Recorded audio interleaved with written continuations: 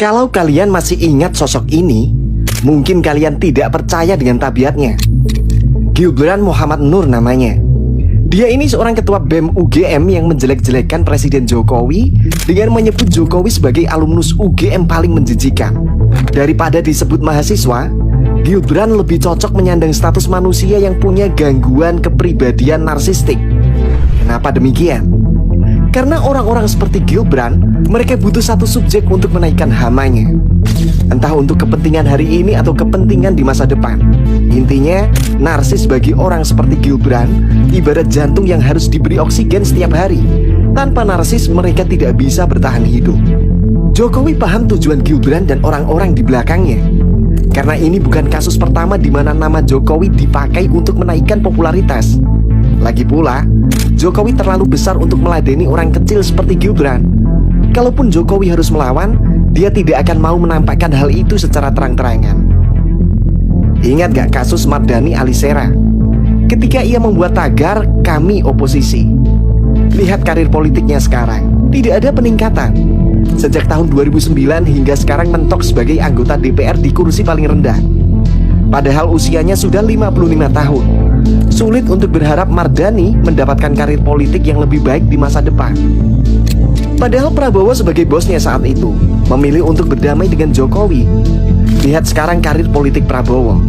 Selain sebagai Menteri Pertahanan, dia juga saat ini berada di atas angin sebagai calon presiden dengan persentase kemenangan tertinggi untuk Pilpres 2024. Atau tokoh politik lainnya yang bernasib buruk, yaitu Anies Baswedan. Saat dirinya dipecat oleh Presiden Jokowi sebagai Menteri Pendidikan, Anies bukannya koreksi diri. Dia justru menyimpan dendam dan selalu berada di sayap kiri. Lihat sekarang nasibnya di persaingan Pilpres saat ini. Anies kehilangan popularitas. Bahkan dari 3 pasangan calon, elektabilitas Anies lah yang paling buncit berkat tangan dingin Jokowi. Apa yang bisa disimpulkan dari kejadian ini?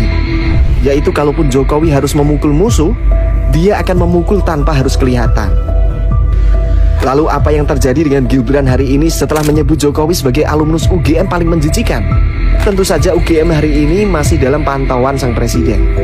Apalagi saat ini Jokowi belum melihat ada niat baik dari kampus untuk memberi peringatan terhadap Gibran Muhammad Nur.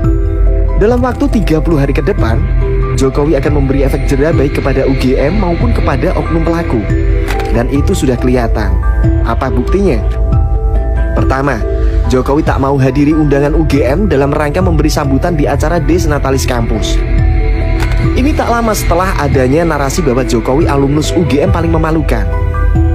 Balasan Jokowi ini belum seberapa, tetapi yang perlu digarisbawahi, Jokowi juga bersedih. Kenapa demikian?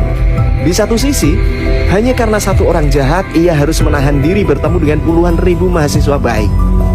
Di sisi lain, Jokowi juga mau memberi efek jera kepada pihak kampus agar mengerti bagaimana mengajari mahasiswa mereka untuk menyampaikan aspirasi. Tapi karena pada dasarnya Gibran Muhammad Nur yang terkesan sindrom superior kompleks, merasa dirinya hebat dibanding orang lain hanya karena jabatan ketua BEM yang disandangnya, maka tak ada kata lain selain dihukum. Lihat sekarang, batang hidung Gibran tak muncul lagi di media.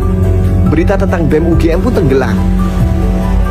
Niat buruknya ingin mencari panggung narsistik, kini sosoknya benar-benar ditutup oleh Jokowi. Tak ada ruang bagi Gibran sekarang. Jokowi tak membiarkan Gibran berkembang. Karena orang-orang seperti Gibran kalau diberi makan pun percuma. Karena bibit pemberontak akan tumbuh sebagai pemberontak besar di masa depan. Sebagai mahasiswa Fakultas Peternakan dari kampus ternama Indonesia, sejauh ini tak ada prestasi Gibran Muhammad Nur yang menonjol.